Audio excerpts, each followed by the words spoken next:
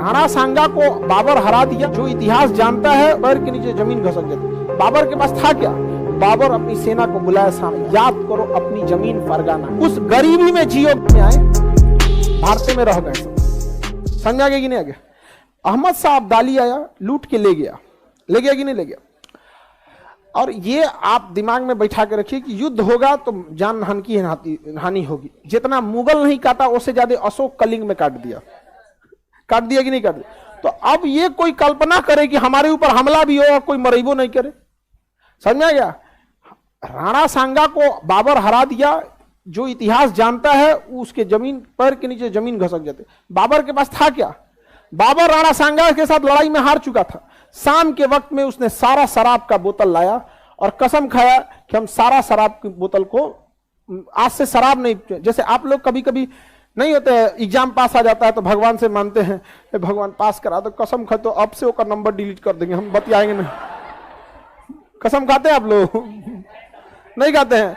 अच्छा, ऐसे भगवान से कुछ कुछ मन्नत मांगते हैं, काम शराब छोड़ देंगे। इस्लाम में शराब पीना हराम है, लेकिन लोग पीते हैं। तो बहुत सारे चीज, किस धर्म में मर्डर करना अलाउ है? किसी में नहीं है। करता है जिसको करना है। समझ में आ गया कि नहीं? तो उसमें स्ट्रिक्टली मना है इस्लाम धर्म में। उसने भगवान को कहा कि देखिए आप मना किए थे ना, हम छोड़ देते हैं। और उसकी सेना टूट चुकी थी बाबर की। बाबर अपनी सेना को बुलाया सामने और कहा याद करो अपनी जमीन फरगाना, क्या करने लौटोगे? अगर यहां से लौटो वही सूखी रोटी मिलेगी, वही बंजर पहाड़ मिलेगा, वही तुम्हारे ऊपर छत नहीं मिलेगी, उस गरीबी में जियोगे यहां या यहां मरोगे कि अगर जीत गए तो पूरी दुनिया तुम्हें सोने की चिड़िया में मिल जाएगी। यहां उसकी सेना कहा कि बात सही बोल रहा है बाबर। वो फरगाना में ससुरा कुछ नहीं है। अफगानिस्तान आज ले ससुरा अफगानिस्तान में कुछ नहीं है। बाबर के समय क्या हुआ होगा सोचिए ना। आज तक अफगानिस्तान में कुछ नहीं है। हमारे यहां सीरियल बंद हो गया, ये वाला कौन सा एक जिसमें स्मृति ईरानी होती थी, क्योंकि सास भी कभी बहू थी। समझ में आ गया कि नहीं आ गया? मिस्टर उसमें बजाज उजाज करके कोई थे ना, उसमें नहीं थे, कोई और थे।